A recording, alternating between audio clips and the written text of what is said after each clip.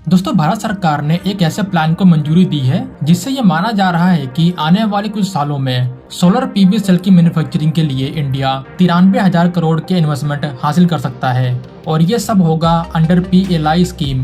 तो आज इस वीडियो में जानेंगे कि इसकी क्या इम्पोर्टेंस है, चाइना का यहाँ क्या रोल है और इंडिया इससे कैसे सोलर एनर्जी की फील्ड में सुपर पावर बनेगा वो भी जानेंगे। हमारे देश में तेजी से सोलर एनर्जी के प्रोजेक्ट बनाए जा रहे हैं और फ्यूचर में ऐसे बहुत से बड़े बड़े प्रोजेक्ट देखने को मिलेंगे।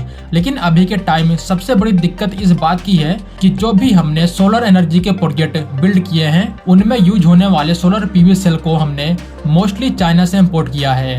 इससे हमें रिन्यूएबल एनर्जी तो मिल रही है, लेकिन हमारा बहुत सा पैसा इन सोलर पीवी सेल को इंपोर्ट करने में चला जाता है। यानी जो डिमांड इंडिया से आ रही है सोलर पीवी सेल्स की, उसकी सप्लाई इंडिया से नहीं हो पा रही है। और यहाँ ऐसा भी नहीं है कि इंडिया में सोलर सेल की मैन्युफैक्चरिंग नहीं होती, बिल्कुल भी इंडिया में होती है, लेकिन बहुत कम, क्योंकि जितनी डिमांड उतनी सप्लाई। चाइना जो भी मैन्युफैक्चर करता है वो बहुत ही सस्ते प्राइस पे मिल जाती है, जबकि इस प्राइस रेस में इंडियन कंपनियां कम्पीट नहीं कर पाती चाइना से, जिसकी वजह से made in India solar PV cell की डिमांड नहीं बढ़ती।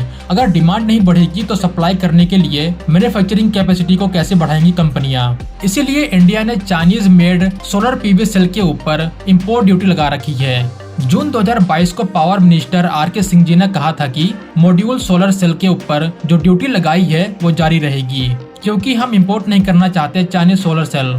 हमें completely made in India solar cell का यूज करना होगा। ये एक बड़ी स्टेटमेंट थी पावर मिनिस्टर के द्वारा। अब इंडिया ने चाइना को काउंटर करने के लिए PLI स्कीम का अनाउंसमेंट किया है। 14,007 करोड़ का यह इंसेंटिव दी जाएगी उन 11 कंपनियों को जो इंडिया में सोलर पीवी सेल की मैन्युफैक्चरिंग करेंगे।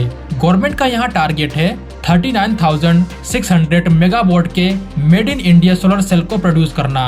नाउ आखिर ये इतना जरूरी क्यों है इंडिया के लिए? इसको समझने के लिए हमें भारत की रिन्यूएबल एनर्जी पॉलिसी को जानना होगा।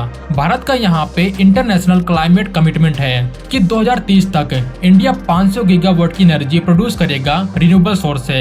यानी इंडिया अपने टोटल एनर्जी की डिमांड का आधा सिर्फ नॉन फॉसिल फ्यूल सोर्स से पूरा करेगा। ये इंडिया की एक बड़ी कमिटमेंट है और इसमें सबसे बड़ा रोल रहने वाला है सोलर एनर्जी का। इंडिया ऑलरेडी इसमें काफी ज्यादा तरक्की कर चुका है। अगर आप दुनिया में top 10 biggest solar power plant की लिस्ट देखें तो इन टॉप 10 की लिस्ट में 4 प्लांट तो सिर्फ इंडिया की ही हैं और यहाँ टॉप पे भी एक इंडियन सोलर पावर प्लांट है जिसका नाम है भादला सोलर पार्क 2245 मेगावाट की क्षमता के साथ। यहाँ नंबर 2 पे एक इजिप्ट का सोलर एनर्जी प्लांट है 1650 मेगावाट के साथ। अगर आप इस लिस्ट को देखें तो यहाँ इंडिया और चाइना दोनों ही देश डोमिनेट कर रही हैं। बट अगर आप ओवरऑल क्षमता की बात करें तो यहाँ चाइना बहुत आगे निकल चुका है। तो अगर मैं आपको दुनिया के टॉप 10 कंट्रीज की लिस्ट दिखाऊं जहाँ पे सबसे ज्यादा सोलर एनर्जी प्रोड्यूस होती है, तो इस लिस्ट में अच्छी बात यह है कि इसमें इंडिया भी शामिल है और यहाँ सिर्फ सोलर एनर्जी की बात हो रही है। नंबर 1 पे है एज यूजुअल चाइना, जिसके पास 392 गीगावाट की क्षमता है अभी के टाइम।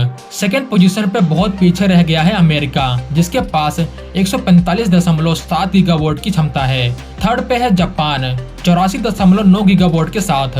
फोर्थ पे है जर्मनी 66.5 गीगावाट के साथ और 5वें पोजीशन पे है इंडिया। इंडिया अभी के टाइम 63.3 गीगावाट की एनर्जी प्रोड्यूस करता है। तो यहाँ आप देख सकते हैं नंबर 1 और नंबर 2 देश के बीच में कितना ज्यादा अंतर है। इंडिया तो अभी बहुत ही पीछे है और चाइना धीरे धीरे अपनी क्षमता को बढ़ाता जा रहा है। चाइना के केस में सबसे अच्छी बात यह है कि ये लोग खुद ही मैन्युफैक्चर करते हैं सोलर सेल मॉड्यूल्स की।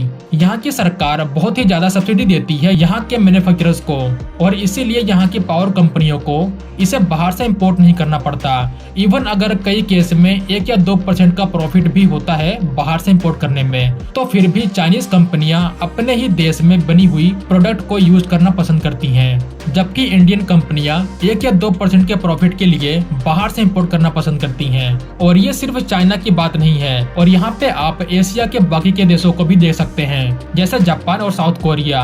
और ये ऐसी प्रॉब्लम है जिसके बारे में खुद commerce and industry minister Piyush Goyal ji ने भी कही है। तो आप यहाँ देख सकते हैं कैसे इंडियन कंपनियां कुछ परसेंट फायदे के लिए अपने देश के बजाय दूसरे देश को चुनना पसंद करती हैं। जो चाइनीज सरकार सब्सिडी देती है, इंसेंटिव देती है अपने मैन्युफैक्चरर को। उसी की वजह से चाइना आज दुनिया को 75% सोलर पीवी मॉड्यूल की सप्लाई करता है। इंडिया इस लिस्ट में 6th पोजीशन पे है विथ 2.1% के साथ। तो आप देख सकते हैं चाइना कितने अग्रेसिव तरीके से काम करता है। चाइना इसीलिए कोई भी फील्ड हो उसमें डोमिनेट करने लगता है। चाइना के पास ऑलरेडी बेसिक इंफ्रास्ट्रक्चर मौजूद है, तो इसका फायदा चाइना उठाता है। बट जो इंडिया अब करने जा रहा है उससे एक बड़ा बदलाव आएगा।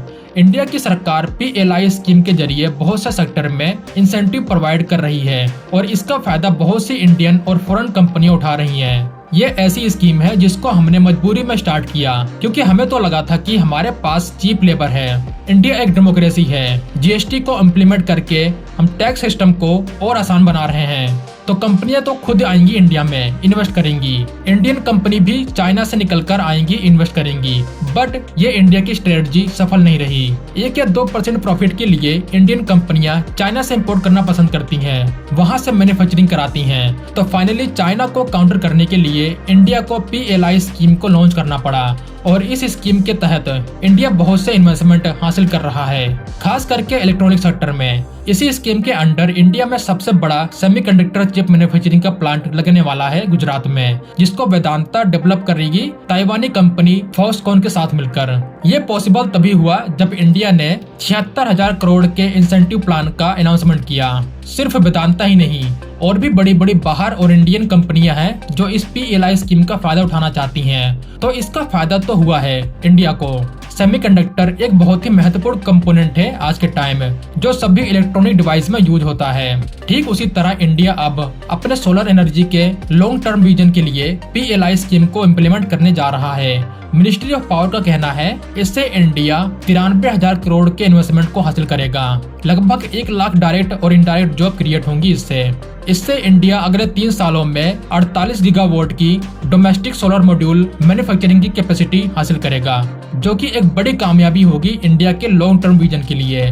अगर आप इन 11 कंपनियों के नाम जानना चाहते हैं जिनको PLI स्कीम के अंडर चुना गया है, तो ये इस प्रकार हैं। फिलहाल इस वीडियो में बस इतना ही।